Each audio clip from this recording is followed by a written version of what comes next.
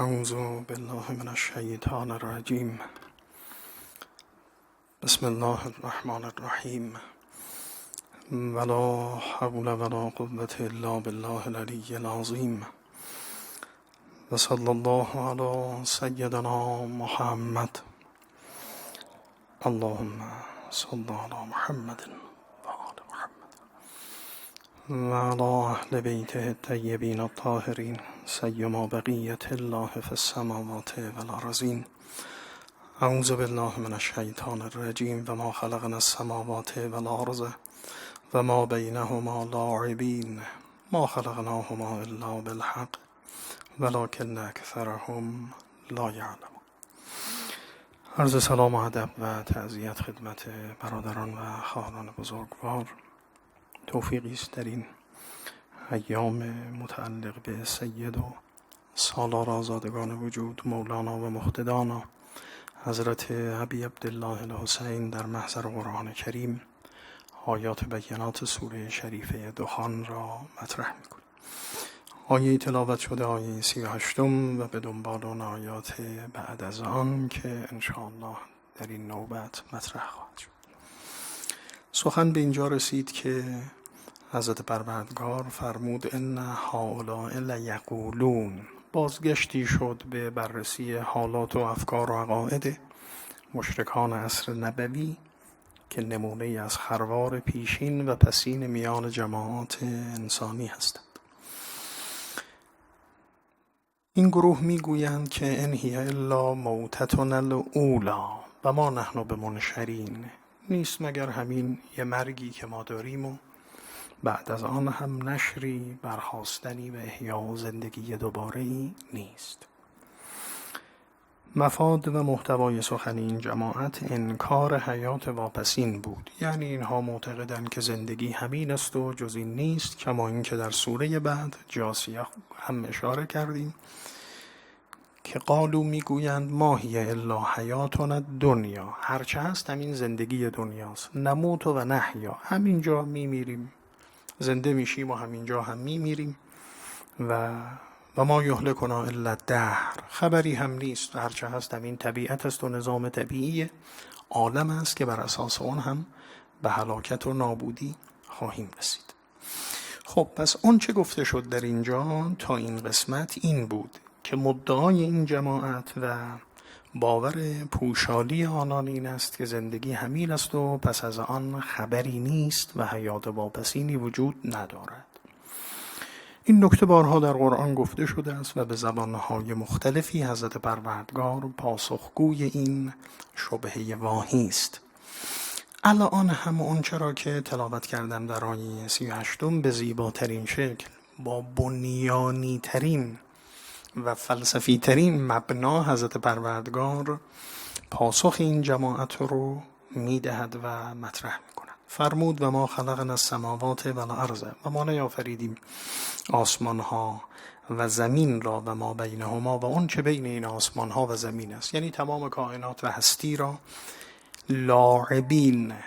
و حال این که ما لاعبین باشیم، لاعبین از ماده لعب به معنای بازی و بازیگری، و حال این که ما بازیگری باشیم و به بازی گرفته باشیم این آفرینش و این وجود را و به دنبال اون و ما خلقناهما و نیافریدیم این آسمان و زمین را الا بالحق که میرسیم و خواهیم گفت. خب همان گونه که ملاحظه فرمودید طبیعی است که آیه 38 در پاسخ مطلب پیشین است دیگه، باید ارتباط با مبحث قبلی داشته باشه. مدعای اینها این بود که زندگی همین است و حیات واپسینی نیست. حضرت پروردگار چگونه پاسخ این رو مطرح می کند؟ پاسخ این است که تمام این آسمان و زمین و این هستی به لعب آفریده نشده است. خیلی زیباست. یعنی اگر این آسمان و زمین و این هستی با نگاه لاعبانه آفریده می شد و لعب پشتوانه آن بود، بله حق با شما بود، زندگی همین بود و بعد از آن هم دلیلی برای بودن و هستی شاید متصور نبود.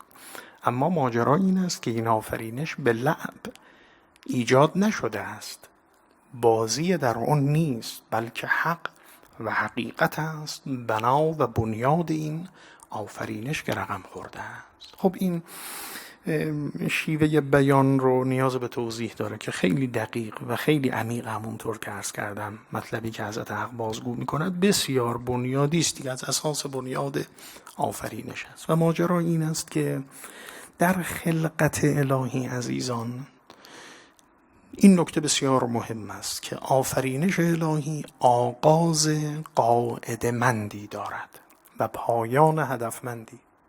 این دو نکته رو دقت بفرمایید. آفرینش الهی در نکته آغاز و پیدایش قاعده‌مند ایجاد شده است و انجام آن هم هدفمند و غایتمند است، یعنی پایان آن رو به غایت و هدف مشخصی سیر و حرکت دارد. خب یه مجموعه ای که آغاز و انجام او چنین است، متصف به این صفت است، بدیهی است که آنچه در او جاری است حکمت است و عدالت است، مبتنی بر حکمت حکیمانه الهی ایجاد و مبتنی بر عدالت الهی شکل گرفته است، جریان دارد و به پایان میرسد. همین مقدار سخنی که عرض کردم اگر فهم شود بسیار مهم عزیزان. یعنی هنگامی که نگاه میکنیم به آیات شریفه قرآن، جمع و جماعتی میگویند که ادعای اینها این است که ممکنه در این وجود آیا بطلانی دیده می شود، این وجود چه نقشی دارد، چطور آفریده شده است. و ما خلقنا السماء والارض و ما بینهما باطلا ذلک ظن الذین کفروا. این آسمان و زمین و این هستی به باطل و بطلان آفریده نشده است. این گمان واهمانه پوشالی جماعت کافران است که چنین میپندارند. خب نقطه مقابلش چیه؟ یعنی چی سلب میشه از بنیاد و شالوده آفرینش؟ بطلان. نقطه مقابلش و ما خلقناهما الا بالحق. این آفرینش به حق آفریده شده است. یعنی هنگامی که خلقت الهی را نگاه میکنیم، تمام اجزا آفرینش از آغاز اون هیچ بطلانی در اون نیست. یعنی هر بخش اون که نگاه میکنیم حکیمانه، بر اساس قاعده، انضباط و کاملا زیبا، چشمگیر، بدون نقص و بدون خلل آفریده شده است. الذی احسن کل شیء فخلقه. خداوند سبحان همه چیز را احسن کل شیء، هر چیزی در نهایت حسن، موزون، از دورترین اجرام و اجزا آفرینش تا ریزترین موجودات، تا خردترین پدیده های خلقت، اگر مولکولی است، اگر اتمی است، اگر ذرات ریزتری است، اگر کوارکی است، اگر هرچه هست، تمام این مجموعه به گونه‌ای آفریده شده است که جای جای اون هنگامی که مطالعه و دقت در اون میشه، اثر حکمت الهی، قاعده‌مندی الهی و عدالت الهی در اون کاملا دیده میشه. بالعدل قامت السماوات و الارض. بر یک قاعده موزونی این مجموعه آسمان و زمین افراشته و پبرجا شده است و جای جای اون رد و اثر حکمت الهی را نشان میدهد و به مخاطبان خودش به جلوه میگذارد. اجازه بفرمایید این رو استفاده کنیم از این آیه‌ای که چند بار در این سوره خواندیم. جناب موسی کلیم با این جمله کوتاهی که پاسخ فرعون رو داد، البته نقل این جمله به نقل قرآن است، شاید عیناً با این ادبیات و الفاظ که موسی نفرموده است، اون به زبان عبری گفته است، اما دقت بفرمایید این که فرمود پروردگار تو کیست، پرورش دهنده این هستی کیست، گفت ربنا الذی اعطا کل شیء خلقه ثم هدی. در همین جمله و عبارت دقت بفرمایید. در منطق پیامبران الهی پروردگار وجود کیست؟ ربنا الذی اعطا کل شیء خلقه. خداوند هر پدیده ای را که آفریده است با تمام استانداردهای دقیق حکیمانه الهی آفریده است، بدون هیچ کاستی و نقصان، در جای خود موزون و هماهنگ، در درون و برون، در درون همه اجزای درونی اون و در برون با تمام نظام آفرینش هماهنگ و منطبق. ربنا الذی اعطا کل شیء خلقه. خداوند چنین آفریده است پدیده ها را، به تعبیر شبستری جهان چون زلف و خط و خال و ابروست که هر چیزی به جای خیش نیکوست. تجلی گه جلال و گه جمال است و ادامه ابیاتی که محمود شبستری بازگو می کند. خب این آغاز خلقت رو که نگاه میکنیم این چنین است. به همین خاطر عزیزان میبینیم جریان آفرینش هم همینه. ربنا الذی اعطی کل شیء خلقه ثم هدی. بعد این در مسیر خودش قرار میگیرد با همین فرمول، یعنی با همین ابتناء بر حکمت و عدالت، با همین انضباط و انتظام آفرینش سیر خودش رو دارد. به همین خاطر وقتی نگاه میکنیم میبینیم که تمام دانش تجربی که بشر ادعای اون رو دارد و امروز گمان میکنیم که ما در بالاترین سطح و قله دانش تجربی و نچرال ساینسیم دیگه، این اوج دیگه، تمام تجربیات و تمام دانش و همه چیز و شکوفایی دانش بشری امروز دیگه در این عصر و زمان ماست. در تمام طول تاریخ چنین دانشی کار دانشمندان علوم تجربی چی بوده است مگر؟ یعنی تمام تلاششون رازگشایی از اسرار و روابط پدیده های خلقت بوده است.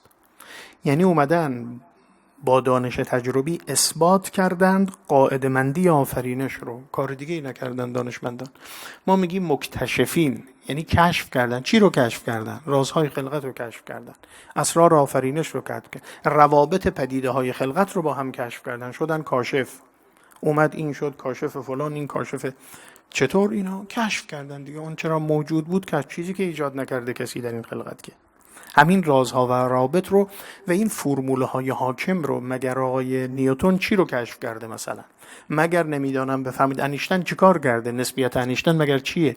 قواعد موجود و فرمول اصلی نسبیت مگر چیه؟ تمام اون چرا که در این آفرینش هست توانسته است حالا تازه به یه شمه‌هایی از اون برسد که یعلمون ظاهرا من الحیات الدنیا. این هم بر اساس ظواهر است، بر اساس ظواهر این قواعد است. اگر میگید مخترعید، اختراع یعنی چی؟ یعنی اینکه بر اساس این وضعیت موجود فرمول ها رو پیدا کرده، مشابه سازی کرده، این شده اختراع. خب بنابراین این یعنی چه؟ اگر این رو نگاه میکنیم اصلا عقبه دانش تجربی چیزی اثبات نمی کند مگر اینکه بالعدل قامت السماوات و الارض، مگر اینکه و ما خلقناهما الا بالحق، که آفرینش الهی مبتنی بر حق، مبتنی بر یه اصول و قواعد و قاعده‌مند آفریده شده است و جریان دارد. خب این بسیار امر بدیهی و امر روشن و امر زیبایی است در اصل آغاز و آفرینش خلقت. همینطور که از کردم خدمت این جریان آفرینش رو هم پروردگار سبحان چون رب است، یدبر الامر من السماء الی الارض، تدبیر نظامات و کلی آفرینش به دست خداوند است. ذات پروردگار که ساعت ساز لاهوتی نیست به تعبیر کسانی مانند حالا اسم نبریم، بالاخره اینا کنجی نشسته باشد و تماشا کند اون چرا که آفریده است، کوک کرده این ساعت رو داره کار میکنه. نه، حضرت پروردگار تدبیر میکند، نظارت میکند. علم یعلم بأن الله یری، شاهد است. قل اللهم مالک الملک تؤتی الملک من تشاء. خداوند یه اصطلاحی بود زمان اون اصلاحات اراضی رژیم گذشته در پرونده ها می نوشتن، در مدارک عرض به خدمتون اونهایی که میخواست تقسیم نشه، مشمول تقسیم اراضی نمیشد، می نویسن مالک شخصا بکار است. این اصطلاح تو همه اسناد هست، مالک شخصا بکار است. نظام آفرینش خداوند سبحان شخصا بکار است. حضرت پروردگار که کل یوم هو فی شأن، این حضرت اوست، این حقیقت پروردگار آفرینش است. درست؟ یعنی با همون حکمتی که خداوند آفرینش را آفریده است و با همون عدالت داره جریان پیدا میکنه و تدبیر عالم همین گونه سیر و جریان دارد. لذا در این نظام آفرینش به لحاظ تکوینی و طبیعی که میبینید مقوله‌ای به نام کذب جا نداره عزیزان. چرخه باد و باران هیچ کذب و دروغ در اون نیست. رویش، بارش، تابش، این سه پدیده عمده آفرینش هیچ دروغ درش نداره، هیچ کذب نیست. اصلا اون تعریف زیبای منسوب به امیرالمومنین از صدق مطابقت المنطق للوضع الالهی یا للهیئت الالهیه، راستگویی یعنی مطابق آفرینش الهی حرکت کردن، دروغ یعنی خلاف آفرینش. گاهی این بیت رو خوندم برای این مدعا عذرخواهی میکنم، هیچ جو کشتی که گندم بردهد میشه؟ به زمین ما جو بدیم گندم برداریم؟ هیچ جو کشتی که گندم بردهد؟ هیچ شد اسبی که کره خر دهد؟ نه. نظام آفرینش بر اساس صدق و عدل است عزیزان، جریانش اینه. لذا در این نظام تکوینی دروغ نیست، در این نظام تکوین عالم خیانت نیست، در این نظام تکوین عالم ظلم نیست، ظلم راه نداره در نظام تکوین عالم. این که فرمود معصوم لو بقا جبل علی جبل لهدمه الله، اگر کوهی به کوهی ظلم کند خدا کوه ظالم رو تکه تکه می کند. این داره نظام جاری و قاعده ملموس آفرینش رو در نظام تکوین مطرح میکنه. در نظام تشریع و قانونی الهی هم همینه. ظلم جایگاهی ندارد، از ظلم و ظلمه. کذب جایگاهی ندارد و این انحرافات از مسیر عدالت و از مسیر حکمت محکوم و مردود است. پس خدا به حکمت و عدالت آفریده است، با حکمت و عدالت جاری است. پایان این آفرینش هم با حکمت و عدالت است. مجموعه خلقتی و نظامی که چنین آغاز و جاری و پایان میپذیرد، این نمیتواند به لعب باشه، نمیتونه در این بازیگری باشه. و ما خلقنا السماوات و الارض و ما بینهما لاعبین. اگر خدای سبحان این آفرینش رو میآفرید و موتتون الاولی فقط می بود، یعنی همین زندگی دنیا این آفرینش میشد چی؟ دیگه نه حکمت در اون بود، نه عدالت بود، نه انتظام و نظم بود و میشد یه بازی و بازیگری. یعنی همانی که بالاخره 700 سال قبل برگردیم و از زبان صاحب رباعی بخوانیم که جامی است که عقل آفرین میزندش، صد بوسه زبهر بر جبین میزندش، این کوزگر در چنین جام لطیف میسازد و باز بر زمین میزندش. این شده شوخی، لعب، یه بازی، یه کاره. بازی یعنی چه؟ بالاخره این بازی های کودکانه، یعنی هدفی قایتی نیست برای اون. برای کودکان، برای شکوفایی ذهنشون، برای بالاخره ارتباط با بچه‌ها، خیلی از استعداداشون درست. اما تصور بفرمایید یه انسان عاقل بالغی اتربن و انتق النسریو و دهر بالانسان دواریو، چون پیر شدی ز کودکی دست بدار، بازی و طرب را به جوانان بگذار. آیا انسان شما عاقل بالغی رو ببینید بالاخره قدیما بچهای چوبی زیر پاشون میگرفتن از سواری میکردن، داره این کارو میکنه. خب بعد این میشه قصه بهلول در بغداد دیگه. اگر کسی این کار، شما ببینید یک کسی اومده است این بازی‌های، این ماشین‌های بچگانه رو گرفته، این هواپیماهای اسباب بازی رو گرفته، داره بازی میکنه تو خیابان. چی میگید به این انسان؟ میگید این مختل المشاعر دیگه، احتمالاً این باید مشکلی براش پیش اومده باشه، یه جایش تکان خورده است مثلا، فرض بفرمایید. این میشه لعب در غیر جای خودش. توجه دارید؟ این آفرینش لعب نیست، تمام اون هدفمند و غایتمند است و برای احتراز از لعب بودن نمی سازد. اساساً یکی از ادله وجود و ضرورت معاد برهان حکمته. چون این وجود و آفرینش با حکمت آفریده شده، لذا نمیشه زندگی این باشه که یه انسانی بیاد با تمام این مقدمات و با تمام این عرض به خدمتون پیشبینی ها و تمام این سخر لکم ما فی الارض جمیعا، این آمده باشد 40 سال 50 سال 60 سال 80 سال 90 سال این مقدار گندم، این مقدار برنج، این مقدار حبوبات غیره بخورد و بعد هم ما تفاته برود و تمام بشه. این یه بازی بی معنای، یه شوخی خنده‌دار گریه‌دار بیش نیست. اگر این باشد زندگی، باید گفت که زندگی کردن من مردن تدریجی بودن، چه جان کند تنم عمر حسابش کردن. اینو باید گذارد به کنار و باید به چنین آفرینشی گفت که متاسفانه جز لعب و بازیگری در آن دیده نمی شود. این رو خداوند نفیش میکنه.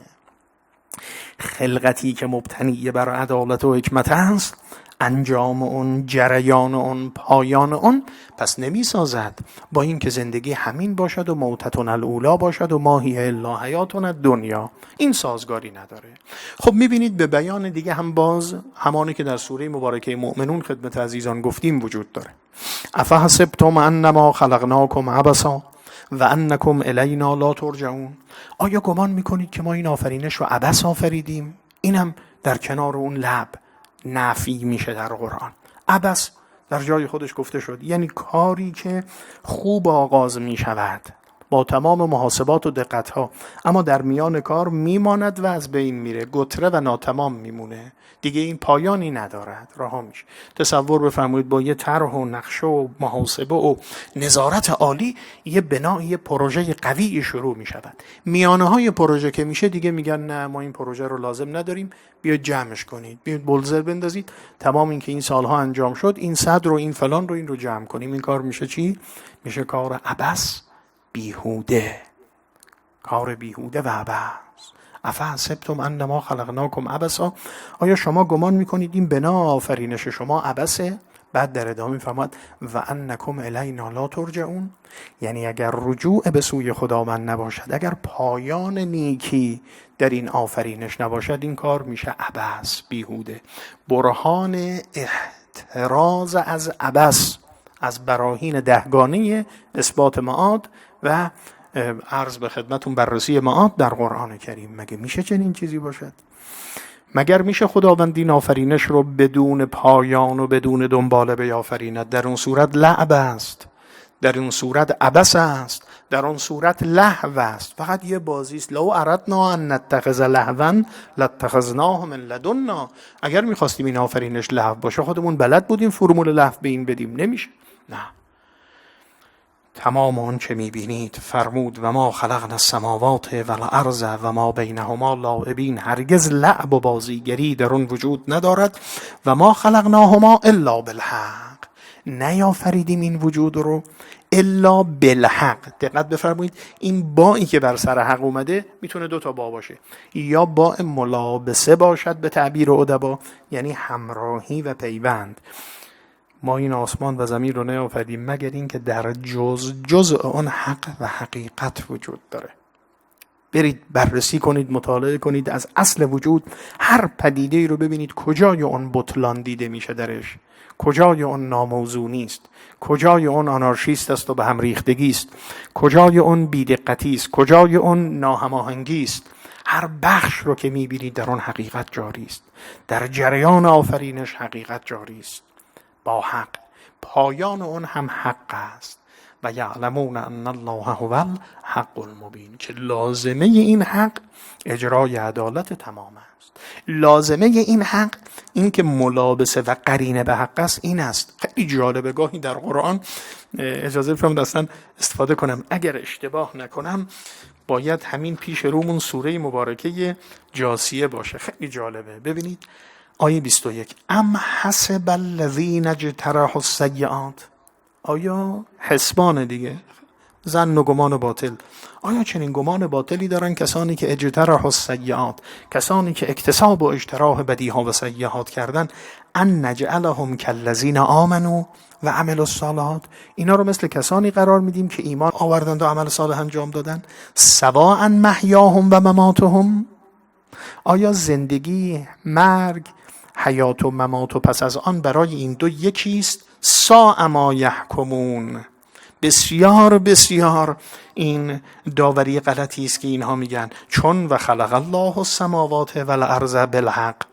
چون خدا آسمان و زمین رو به حق آفریده است، ولتجزا کل نفس بما کسبت، به همین خاطر هر نفسی باید به آن که عمل کرده است جزا داده شود و هم لا یظلمون، و هیچ ظلمی در کارشون نیست. این چقدر زیبا قرآن حقانیت آفرینش اقتضا می کند که عدالت در بین باشد در میان انسانها.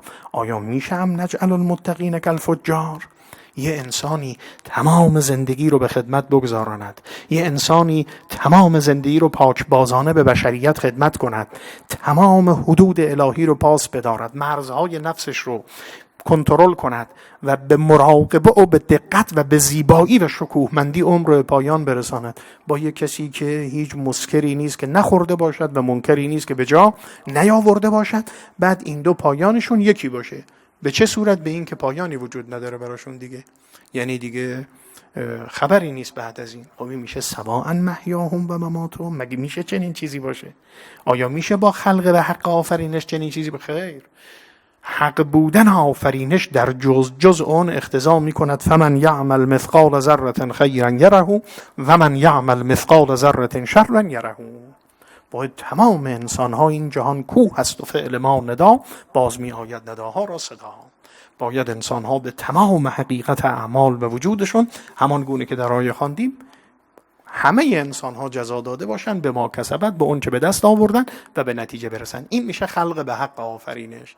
پس آفرینش الهی، ساختار خلقت، حکمت وار بودن آفرینش، مبتنی بر قاعده‌مندی آفرینش، هدفمندی آفرینش، همه و همه براهینی است برای اثبات این که قطعاً این دنیا و این زندگی مقدمه ای بیش نیست که در پس اون حیات مشعشع و درخشانی است که در انتظار انسان هاست، با تمام رو شدن حکمت الهی، عدالت الهی و بروز حقایق خداوندی. چقدر زیبا این دو آیه رو پیاپی حضرت پروردگار فرمود. و ما خلقناهما الا بالحق. البته اون بای دوم رو نگفتم، این با ملابسه. معنای دوم کلمه با هم میتواند با سببیت باشد. یعنی ما این آسمان ها رو، آسمان و زمین رو نگفتیم مگر به یه علت های حقی. خداوند هدف، به اصطلاح غایت حقی، اغراض حقی در این آفرینش دارد که این وجود را آفریده است که بالاخره شکوفایی و به بار نشاندن اوج خلقت و قدرتمندی خداوند سبحان با موجودی به نام انسان مشاهده میشه. و اون ابن آدم خلقت الاشیاء لأجلک و خلقتک لأجلی است. چرخ در گردش اسیر هوش ماست، باده در جوشش گدای جوش ماست. این ماجرای انسان و خلقت. فرمود و ما خلقناهما الا بالحق. اما در ادامه میفهمد ولکن اکثرهم لا یعلمون. خیلی این آیات اینطور وقتی میگه خداوند پایان آیه، یه غمی تو وجود انسان میاد با همه این عظمت، با همه این وضوح، با تمام این شکوهمندی. ولکن اکثرهم لا یعلمون. حالا این هم رو اگر بزنیم به همین جماعت قبلی، اما اینهایی که این ادعا رو میکنن اکثرشون هیچ علمی ندارند و لذا فایده‌ای براشون حاصل نمیشه و نمیتوانن ارتباطی با این حقانیت خلقت برقرار کنن و اینها در همون بازی و بازیگری موندند، در همون ظن باطلشون موندن، در بطلانشون موندن. و اینکه یا اینکه ولکن اکثرهم رو به کل انسان ها بخورد دیگه، ولکن اکثرهم لا یعلمون، که این هم دور از حقیقت نیست و واقعیت ماجرا همینه. بالاخره الان مبنای زندگی 7 میلیارد امروز جامعه بشری اکثریتشون بر این است که آفرینش الهی به حق است یا به لعب است. خب اکثرا این نیست که به حق باشه، اکثرا این نیست که فمن یعمل مثقال ذره خیرا یره رو در انتظار باشن و باور داشته باشن. این هم بدیهی است که قرآن بازگو میکنه.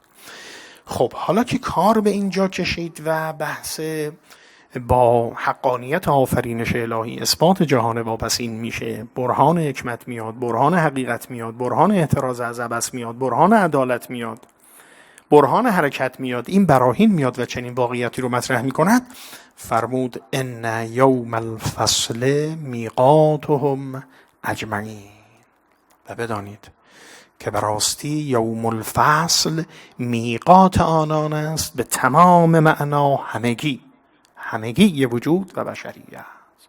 بالاخره تمام این هستی که به حق آفریده شده است به سوی حق هم حرکت میکنه. الی الله تسیر الامور. همه خلقت به سوی خداوند حرکت میکنه، منتها هر بخشی از آفرینش و مخلوقات به استعداد خودشون به سوی خداوند حرکت میکنن. سهم انسان از حرکت به سوی خداوند و فرجام پایانی یه حقیقت بلند شگفت‌انگیزی است که فمن کان یرجو لقاء ربه، که قرآن از اون تعبیر به لقاء الله میکند. یا ایها الانسان انک کادح الی ربک کدحا فملاقیه. آن به آن در حال حرکتی تا پله پله تا ملاقات خدا. این سهم انسان در این آفرینش که رجوعش از این شکله، از این نوع است. و دریغا از انسان هایی که برخوردار از این موهبت میتونن باشن و نیستن. انهم عن ربهم یومئذ لمحجوبون. اینها این لقا براشون دست نمیده، تنزل پیدا میکنن، مثل بقیه موجودات میشه بازگشتشون به سوی خداوند، بدون این معنا و بدون این فهم و بدون این رشحات متعالی. خب حالا با این بهانه ان یوم الفصل میقاتهم، به راستی که یوم الفصل میقات آنان است اجمعین. کلمه میقات رو اول بگم.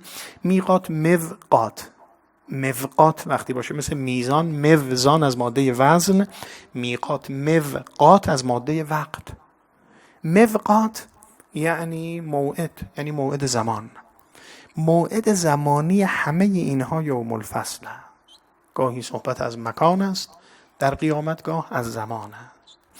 ان یوم الفصل، قرارگاه اینها و وعدگاه اینها یوم الفصل است. خب از اسامی عجیب و بسیار مهم عالم واپسین در قرآن عزیزان خانم و آقایان، یوم الفصل است. یوم الفصل، کلمه فصل به معنای جدا شدن است ابتداءً در لغت، لذا به این محل جدا شدن استخوان‌ها از هم چه میگوییم؟ مفصل، که اینها فصل داره. اما معنای دوم کلمه فصل، یعنی در اصطلاح و استعمال کلمه فصل با یه ادامه‌ای به کار برده میشه. یه شبی به یه بهانه اشاره کردم، فصل الخصومه. فصل الخصومه وقتی میاد تو میدان اصطلاح یعنی جدا کردن خصومت ها. اینجا در این اصطلاح فصل به معنای قضا و داوری است. فصل یعنی داوری کردن. به قاضی میگویند که قاضی فصل الخطاب دارد دیگه، فصل الخصومه میکنه، یعنی یه ادعای حق و باطلی با هم مخلوط شده، کسی خواهان است کسی خوانده شده است و هرگز دو خصم به حق راضی به نزد قاضی نروند دیگه. اینها اومدن دو ادعا دارن. اینجا هنر و کار قاضی و شم القضاست که بیاد این حق رو از باطل ممزوج کند، به صاحب حق بدهد و باطل رو طرد کند. نام این عمل میشه چی؟ میشه فصل الخصومه، کاری که قاضی میکنه. به این معنا که عرض میکنم خدمت عزیزان، ان یوم الفصل، از اسامی قیامت یوم الفصل یعنی یوم القضا، یعنی یوم داوری الهی، روزی که خداوند به تمام حقوق رسیدگی می‌کند، تمام حق‌ها از باطل‌ها جدا میشه. مدعیان حق آشکار و هویدا، مدعیان باطل آنسو جدا و به اصطلاح روشن شده. داوری الهی به بالاترین و بهترین شکل، حکم، قضای الهی، حکم الهی محقق میشه. این یوم الفصل است که دیگه هر کسی به حق خیش بر اساس عدالت خیش، این که گفتیم و ما خلقناهما الا بالحق، تو اینجا هم دیده میشه دیگه، چون بر چه اساسی این فصل و داوری الهی شکل میگیرد؟ و نزع الموازین القسط لیوم القیامه، بر اساس قسط، و الوزن یومئذ الحق، بر اساس حق، همون حقی که خدا آسمان و زمین رو برای اون آفریده است و با اون آفریده است، میشه معیار فصل خداوند در قیامت. یعنی حق در یک کفه است، به تعبیر ما آورده های انسان ها توی یک کفه است، بعد با حق سنجیده میشه. سخنی که بهره از حق دارد، اندیشه‌ای که بهره از حق دارد، رفتاری که بهره از حق داره، میشه فمن ثقلت موازینه فهو فی عیشة راضیه و اما من خفت موازینه فامه هاویه.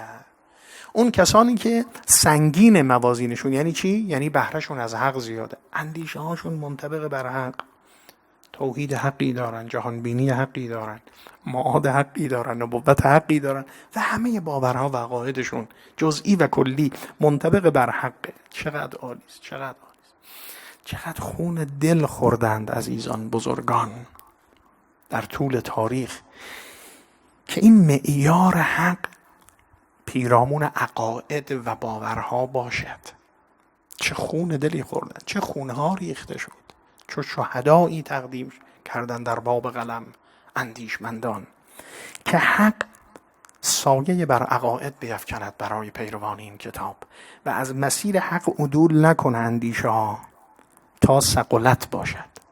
گفتار حق، گفتاری که مبتنی بر معیارهای حق و حقیقت است، رفتاری که مبتنی بر پایه ها و سنجش های حق است. این دیگه میشه بهترین عرض به خدمتون نتیجه. و خداوند بر اساس این حق داوری میکند، فصل میکند اون روز، لذا میشه یوم الفصل. ان یوم الفصل میقاتهم اجمعین. دیگه تمام اون چرا که میبینیم چه خبره تو دنیا عزیزان. والله من فکر میکنم کمتر بوده روزگاری، البته علتش معلومه، همین بوده، همیشه همین بوده. یعنی یه وقتایی خدمت میگم مثلا فرض بفرمایید در یه بازه‌های زمانی مثلا 50 سال قبل، شاید در یه سال مثلا در یک کشور مثل ایالات متحده آمریکا بیش از 500 فرقه نوظهور سر از خاک برآوردند که بعضی از اینها دیگه رسانه‌ای شدن، کاراشون اون زمان جدی شد و خودکشی‌های جمعی غیره کارهای مهمی که انجام دادن برای خودشون. اما اون زمان ابزار انتقالش نبود. الان که هر کسی هر پرت و پلایی میتواند تصویری از اون بگیرد، یه ادعایی بکند و منتشر کنه در سطح دنیا، الان بحث این رسانه و مدیا کار رو به اینجا کشانده است. شاید در هیچ عصر و زمانی با توجه به این ابزار این موقعیت نبوده که این مقدار تشتت، این مقدار اظهار نظر، دکانداری و مکتبداری و این حرفا مطرح باشه برای بشر. خیلی سخت، واقعا در روزگار تلخ، سخت و دشواری زندگی میکنیم. خدا رحم کند به نوجوانان و جوانان ما که اینها بتونن مسیر حق رو بگیرن تا یوم الفصل و به کجراه و بیراه نرن. همین 7-10 روزه این آقا فلان مطلب رو فرستادن، نگاه کنیم بعد جواب بدیم. آمینیم. چه آسمان و ریسمانی بافته میشه عزیزان که اون رو اینها اسمم گذارده میشه، یکیش عرفان نامیده میشه، یکیش چی نامیده میشه، یکیش فلان نامیده میشه، بهمان نامیده میشه و هیچ بهره از حقیقت هم در اینها میبینید نیست. متاسفانه و منصفانه عرض میکنم نیست. خب اینها باید فصل بشه. ان الله، باید خداوند سبحان قضاوت کند فی ما کنتم فیه تختلفون. میرسد روزی که تمام این پنبه ها باید زده بشه دیگه، تمام این باطلگویان، تمام این مدعیان رسوا، در اون روزی که یوم الفصل است. ان یوم الفصل میقاتهم اجمعین، بر اساس همون والوزن یومئذ الحق و معیار حقی که حاکم میشه که آغاز خلقت هم با همون حق شروع شده است. حالا در کنار این معنا، معنای دومی هم برای یوم الفصل وجود داره با همون معنای لغوی. خب بالاخره ما در دنیا که نگاه میکنیم مثل که دنیا یوم الجمعه. شما هر شهری رو نگاه میکنید، فلان شهر اروپا، فلان شهر کجا، فلان قاره، تو آسیا فرقی نمیکنه، تو کشور خودمون یه شهر رو که نگاه میکنید شهروندان زیر پوشش شهروندی جمع شدن با هم. با چه نیت‌هایی؟ با چه انگیزه هایی؟ با چه افکاری؟ با چه عقایدی؟ با چه روش زندگی؟ با چه خصوصیاتی؟ اینا همه با هم اجتماع دارن. دنیا یوم الجمع شده، همه رو توی کشور، همه رو توی یه کره، همه رو توی قاره، همه اینها توی شهر، روی محله، حتی توی خانواده جمع میشن. اینها تو هم یه جمع خانواده نشستید ببینید 50 تا فکر در میاد. چقدر اختلاف نظر وجود داره بین اینها، چقدر متفاوتند اینها با هم. اما تمام این اجتماعات در عالم قیامت از میان برداشته میشه و اون عالم میشه یوم الفصل. ولو اینکه زن و شوهر باشن، ولو پدر و پسر باشن، ولو خیش و قوم و تبار و همشهری و هم ولایتی و هم قبیله‌ای و هم شعبی و هم کشوری و غیره باشن. اونجا گفته میشه وامتاز الیوم ایها المجرمون. با یه معیار، با همون معیار حق جدا میکنند انسانها را از هم. اونجا دیگه دوستی هایی که در دنیا وجود داشت، الاخلاء بعضهم یومئذ لبعض عدو، اینا جدا از هم میشن، دشمن از با هم نیستند. اصلا خطکشی میشه. اون عالم خطکشی و جداسازی است. تمام این اشتراکات و عناوین حزبی و گروهی و شهری و شهروندی و هم محله‌ای و هم خانوادگی و خونی و تمام این نسبت ها برداشته می شود و تقطعت بهم الاسباب. همه اینها برداشته میشه و صرفاً بر اساس ایمان و تقوا و حقیقت انسان ها دسته‌بندی میشن. فریق فی الجنة و فریق فی السعیر. دو گروه هم بیشتر نمیشن. اما الذین سعدوا و اما الذین شقوا. یا سعادتمندان نیکبختان مؤمنان اهل تقوا، یا ظالمان و کافران و فاجران گروه مقابل. دیگه شق سوم هم نداره. این میشه فصل. همه جدا میشن اونجا دیگه. اونجا غربال ها زده میشه، فصل ها زده میشه. اجازه داده نمیشه که کسی خودش تو این صف بزنه. اون آیات زیبای سوره مبارکه حدید، بالاخره اون اینا داد میزنن آقا نختبس من نورکم، بیاد ما از شما بگیریم. خبری نیست، برین دنبال کارتون و هیچ خبری نیست. و ضرب بینهم بسور فاصله های ایجاد می شود. اونم که باطنه من قبله العذاب است و از اون طرف هم ظاهرش رحمت است و باطنش عقوبت و عذاب. این فاصله ها زده میشه، بینهما برزخ لا یبغیان. فرمود ان یوم الفصل میقاتهم اجمعین. چقدر تکان دهنده است عزیزان. حالا به این مناسبت یه تعریفی از اون یوم الفصل میشه، از اون عالم. کلمه یوم هم که دیگه معنای عالم در اینجا، روز که نیست دیگه، روز رو اصطلاحاً میگیم. یوم لا یغنی مولا عن مولا شیئا. عالمی است که در اون عالم لا یغنی، اغنا نمی کند هیچ مولایی از مولایش چیزی را، ولا هم ینصرون، و نه آنان یاری داده می شوند. خب لا یغنی، اغنا یعنی بسندگی، چه مقدار به لحاظ اقتصادی، چه به لحاظ حمایتی اجتماعی، چه به لحاظ مثلا مسائل دیگر، من نیازی دارم که کسی بتوند این نیازهای منو برآورده کنه که من به بسندگی برسم. اگر یک کسی به لحاظ کافی حمایت مالی از من کرد، حمایت عاطفی کرد، حمایت اجتماعی کرد، من را اقناع کرده است، من را بسنده کرده است. این میشه اقناع. یوم لا یغنی، اون عالمی است که هیچ کس نمیتواند هیچ کس را بسندگی کند و اقناع کند. یوم لا یغنی مولا عن مولا، هیچ مولایی از مولایی. دقت بفرمایید، کلمه مولا اینجا و موارد دیگری در قرآن کریم به معنای اولا بالامر، یعنی اون کسی که صاحب امر است و سزاوار امر است و کار دست اوست. این کلمه مولا به این معنا، این همون استعمالی است که ما در کجا داریم؟ من کنت مولا فهذا علی مولا. همون بحث حدیث شریف قدیر است و اون تعبیر. حالا این که دیگه پاره ای از جماعت اصرار می‌ورزند، بالاخره حالا از اهل سنت یا دیگرانی بالاخره اون التفات و دقت لازم رو در معنا و عبارت ندارن، دیگه العهدة علی الراوی به عهده خود اونهاست. اما کلمه مولا در النبی اولا بالمؤمنین من انفسهم، مولا مفعل به معنای اولا، این فراوان در کلام عرب، به معنای فعیل فراوان در کلام عرب به کار برده شده است. یعنی چه به معنای ولی، اولا بالامر یا مولا، هر سه به یه معنا است. در قرآن هم که فراوان میبینیم که ان اولیاءه الا المتقون، اولیاء مسجد الحرام نیستند مگر متقین. یعنی چی اولیاءش نیستند؟ یعنی صاحبان اختیارش، کسان اختیار مسجد الحرام نمیشه دست هر کسی داد. هر کس و ناکس و بی سر و پایی که نمیتونه خادم الحرمین باشد و این بخواد ادعا کنه که حرمین شریفین میخواد اداره کند. اهل تقوا باید اداره این حرمین رو به عهده بگیرند و متولی امر آن باشند. این همون متولی بودن و همون ولی امر بودن است. فقط جعلنا لولیه سلطانا، ولی دم یعنی کی؟ یعنی کسی که از دیگران اولویت بیشتری داره و اختیار این قصاص و خون دست این فرد است. در همه اینها مشخصه. کلمه مولا یعنی اولا بالامر، یعنی ولیی که اختیار دست اوست. جالبه که این واژه از الفاظ ازدادم هست در کلام عرب.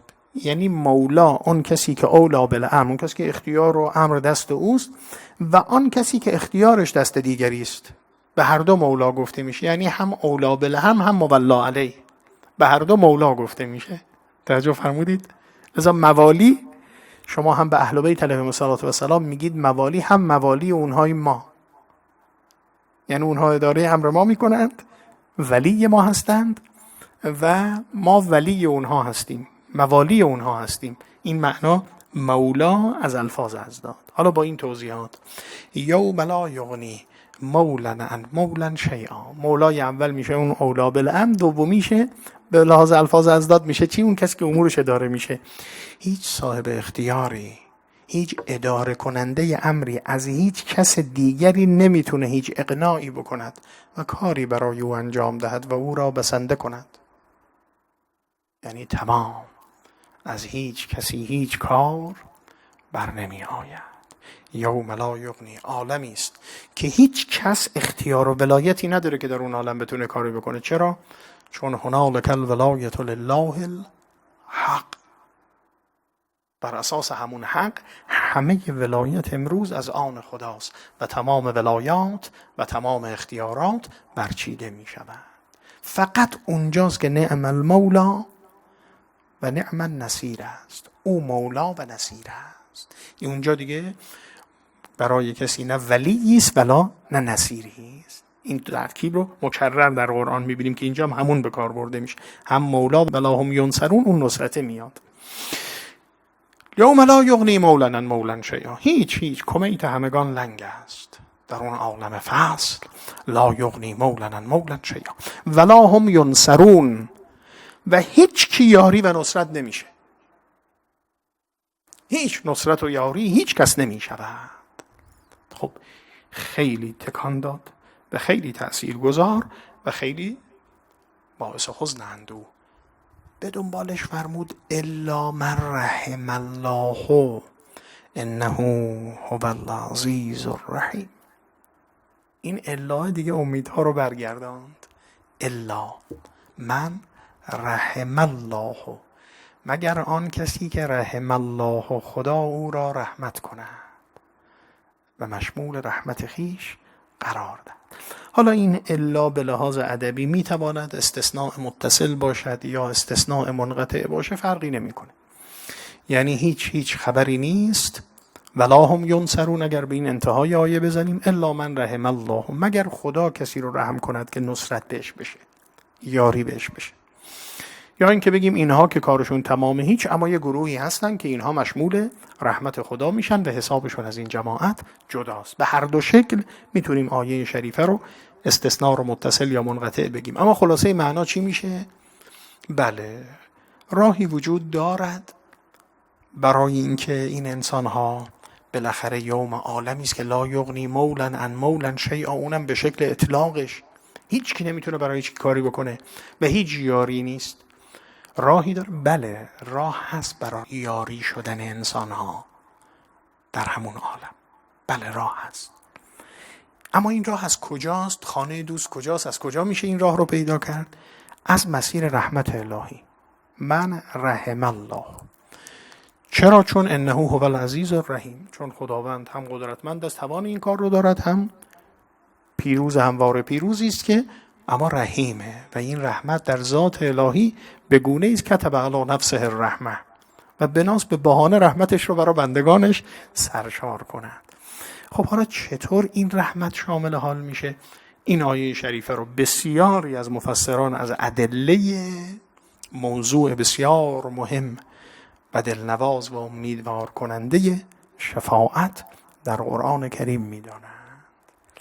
این رحمت الهی که شامل حال انسان ها میشه و نصرت میاد و ولی بتواند برای ولی، مولایی برای مولایی بتواند گره گشایی کند، این نیست مگر همان که من ذا الذی یشفع عنده الا باذنه.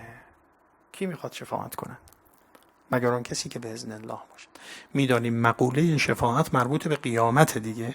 اون شفاعتی که میگیم نه اون واسطه گری و همکاری که در دنیا وجود داره که اسم اون هم گاهی شفاعت گفته میشه، نه اون شفاعتی که به معنای واقعی در قرآن گفته میشه. آیات متعددی داره، مباحث مفصلی داره که در جای خودش گفتیم.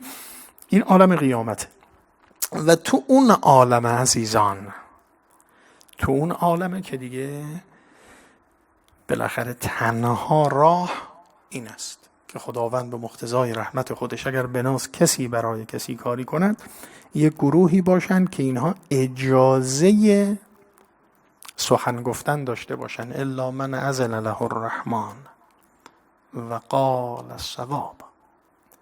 یک کسانی باشند که خدا بهشون اذن داده باشه اینا حرف بزنن، دهانشون بسته نباشه در قیامت. یک کسانی هستند که اینها ازشون بخرن در قیامت، نقش داشته باشند اینها. یعنی کسانی باشند که اینها بتونن به صحنه بیان و به اذن الهی سخنی بگویند و کاری بکنند و اقناعی بکنند. بله، اون به اذنه و به اذن الله این اتفاق میافتد که ادله کافی. منتها این کسانی که به صحنه میان به مصداق رحمت الهی میان، هیچ خود ساخته نیستن، یعنی خودشون اقدام نمیتونن بکنن، باید به اذن الله. الا من بعد ان یأذن الله لمن یشاء و یرضا. باید اذن و رضای الهی باشه که میشه همین رحمت خداوندی. اگر این اذن و رضا اومد، بعد شفعا میتونن به صحنه بیان. حالا برای کی میتونن شفاعت کنن؟ این مولای اولی برای اون مولای دومی کیه که میتونه شفاعت کنه؟ این هم همونطور، این هم باید به اذن الهی باشد و یا ولا یشفعون الا لمن ارتضی.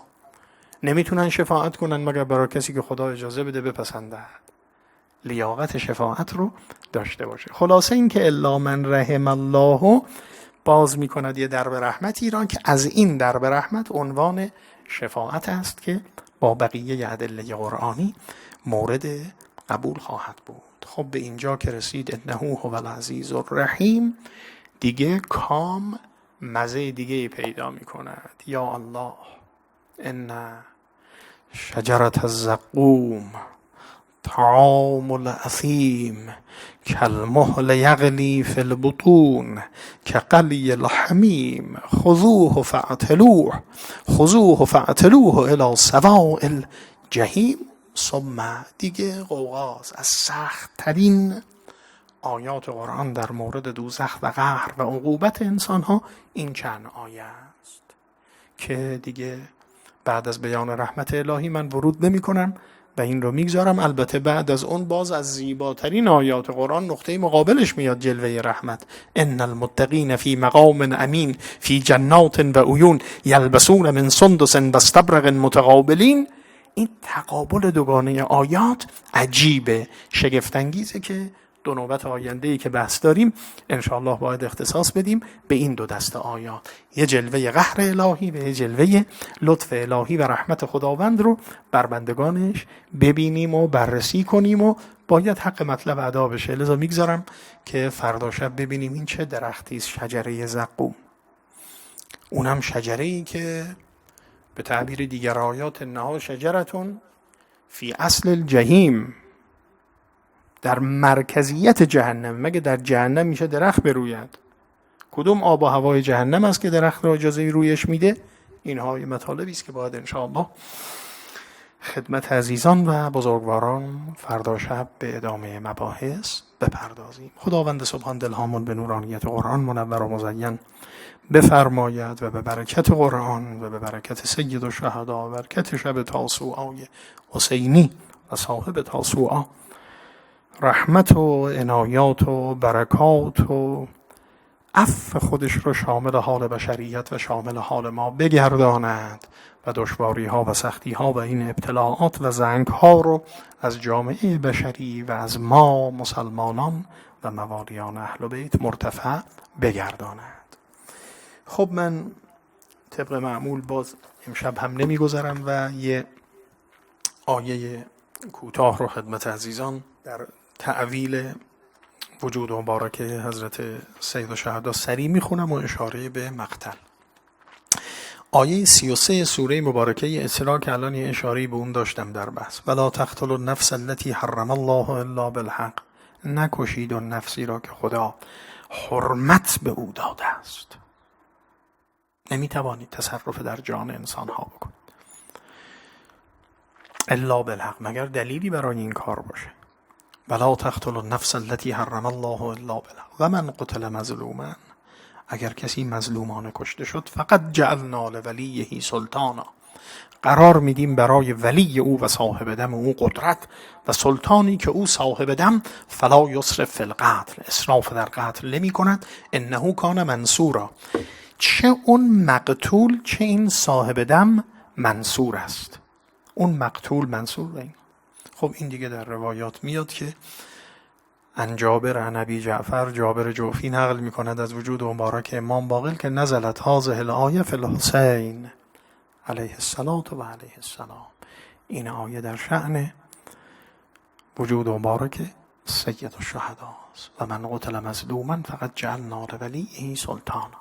یکی این که حسین ابن علی مظلومانه کشته می شود، اما فقط جعلنا لولیه سلطانا، ولی او می آید و سلطه به او داده می شود و منتقم خون او عین الطالب و به دم المقتول به کربلا.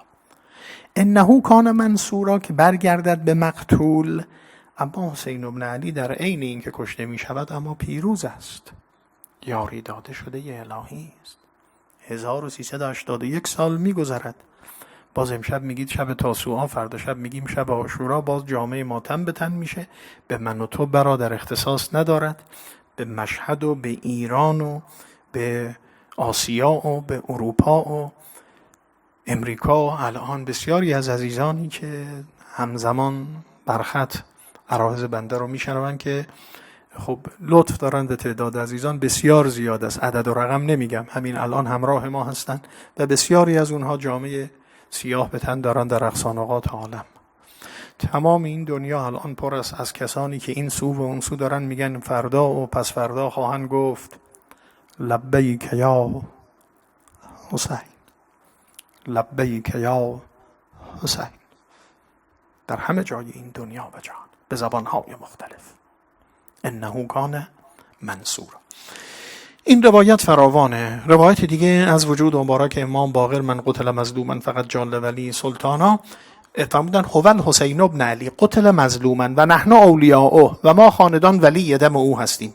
و القائم منا اذا قام منا طلب بصار الحسین، و قائم ما خاندان هنگامی که قیام میکند او همان ولی دمی است که خداوند سبحان او را قدرت میدهد و سلطان میدهد و چنین میکند و چنان میکند.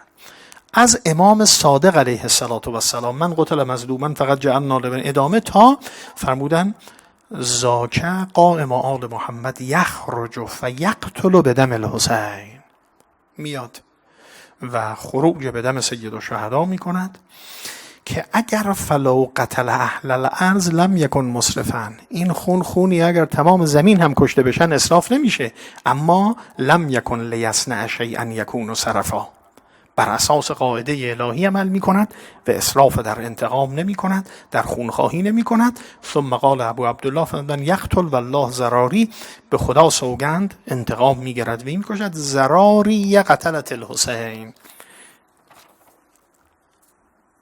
دودمان قاتلان سید الشهدا را. این سوال ممکنه بگن که گناه کرد در بلخ آهنگری به ششدر زدن گردن مسگری. این رو در قرآن میبینیم. بنی اسرائیل زمان پیامبر مورد خطاب قرار میگیرن چرا پیامبران رو میکشتید، چرا پیامبران رو کشتید. اینا نکشتن، پدرانشون کشتن. اما راضی به عمل قوم فهو منهم، کسانی که راضی به عمل پیشینیانشون هستن و اگر فرصت تیغ دستشون بدن همون کار رو میکنن، میشن چی؟ میشن همونها. دیدیم در عصر زمان خودمون، به گوش خودم شنیدم، اسم نمیبرم، فلان فرمانده تکفیری سعودی، اصالت سعودی، وهابی سعودی، میگفت تصمیم ما این است که نام سیدنا معاویه را و سیدنا یزید رو برجسته کنیم در این سرزمین و انتقام اونها رو بگیریم از روافض و روافضیان. جولانی میگفت دودمان بنی امیه امروز هستند و این جریان باقی است تا این طالب و بدم المقتول به کربلا و همه اونهایی که این فکر، این مرام و این عمل را دارند. خب این هم اشاره به آیه شریفه و اما به سرعت من اشاره به مقتل کنم و استفاده کنیم انشاءالله. دیگه امشب شب خاصی است، شبی است که اخاک انما لا اخا له کسائن الی الهجاء بغیر صلاح. شاعر عرب گفت برادرت، اونی که برادر نداره مثل این که بدون اسلحه میره به میدان. امشب شب برادری است. فرمود سید الساجدین رحم الله العباس، خدا عمومون عباس رو رحمت کنه، فلقد آثر و ابلا، ایثار کرد، آزمون پس داد و فدا اخاه به نفسه، وجودش رو فدای برادرش کرد، حتی قطعت یداه، تا دو دست او قطع شد. فابدله الله عز وجل بهما جناحین یطیر بهما مع الملائکه فی الجنه، خدا به ازای اون دو بال به او میدهد که چون فرشتگان سیر میکند در بهشت، همان گونه که برای جعفر ابن ابی طالب انجام داد. و بعد فرمودن ان للعباس عند الله تبارک و تعالی منزلتا یقبته، خیلی جمله مهمیه این، یقبته بها جمیع الشهداء یوم القیامه، عباس ابن علی مقامی دارد در قیامت که همه شهداء فی سبیل الله قبطه عباس رو میخورن. چه کرده است این مرد که به این مقام رسیده است؟ من کوتاه میگم. ان العباس لما رأى وحدته اتی اخاه. حضرت عباس ابن علی دیدن دیگه کسی نمونده است، اومدن پیش برادر گفتن یا اخی هل من رخصه، اجازه میدی من به میدان برم؟ یه جمله سید الشهدا گفتن البته فبکل حسین علیه السلام. این از موارد معدودیه که این تعبیر رو در مورد کربلا داریم، بکاء شدیدا. سید الشهدا به شدت گریستن. ثم قالت، این جملهشون بود، یا اخی انت صاحب اللوایی، برادر من چشمم به تو گرمه که تو سالار و سردار و علمدار منی. و اذا مضیت تفرق عسکری، دیگه کار من تمومه با رفتن تو. فقال العباس قد ضاق صدری و سئمت من الحیات. برادر دیگه سینه من اجازه نمیده، تنگ شده، این بدنهای قطع قطع رو میبینم، مایلم که برم ارید و انا اطلب ساری من هؤلاء المنافقین، برم و انتقام بگیرم و به میدان برم وظیفه عمل کنم. فقال الحسین، آقا فرمودن حالا که میخوان به میدان بری، فطلب لهؤلاء الاطفال قلیلا من الماء. حالا برادر اگه میشه برو یه مقدار آبی جور کن و پیدا کن برای این فرزندان. فذهب العباس علیه السلام و وعظهم و حذرهم. اومدن به این سپاه توصیه کردن، موعظه کردن، اجازه بگیرن، اجازه ندادن. فرجع الی اخی فاخبره، اومدن خبر دادن. فسمع الاطفال، اما عباس شنید اطفال را که ینادون الی آتش الی آتش. خب ایشان هم که سقاءه، مگه میتونه سقا تحمل این صدای ناله های این بچه ها رو بکنه که گاهی اینها بدنهاشون رو دارن، شکمهای برهنشون رو به روی ریگ ها میمالن که یک کمی خنکی شاید بگیرد از زمین، میتونه تحمل کنه؟ فرکب فرزه و اخذ رمحه. دیگه شنیدید رفت و حرکت کرد و به سوی میدان و شکافت وارد شد، چشم به آب افتاد و نگاه کرد و دست رو زیر آب برد، رمى الماء الی الماء، آب رو پرتاب کرد و ذکر عطش الحسین، یاد لبهای تشنه برادر، مشک رو آب کرد و بیرون آمد. بقیه ماجرا رو شنیدید تا اون جایی که آخرین جمله‌شو میگم، حمل علیه رجل فضربه بعمود من حدید، که دیگه آخرین ضربه رو با یه عمود و با یک میله آهنینی بر سر مولا زد، علی ام رأسه ففلق حامته، دیگه این جاها شکافته شد. فوقع علی الارض، بر زمین افتاد. و هو ینادی، و ندا داد، فریاد برآورد، یا ابا عبدالله علیک من السلام، یا ابا عبدالله، سلام من به شما. سید الشهدا آمد. دیگه اینجا اونجایی است که شنیدید که وقتی ایستاد سید الشهدا این جمله رو گفت، الان انکسر ظهری و قلت حیلتی. الان دیگه برادر کمرم شکست و چاره من از میان رفت. فقط همین یه جمله رو میگم خدمت عزیزان. وقتی بر میگشت حضرت، رجع الی المخیم عین مقتله، وقتی به سوی خیمه ها بر میگشت، حضرت عین عبارت اینه، بکمهی، با آستینشون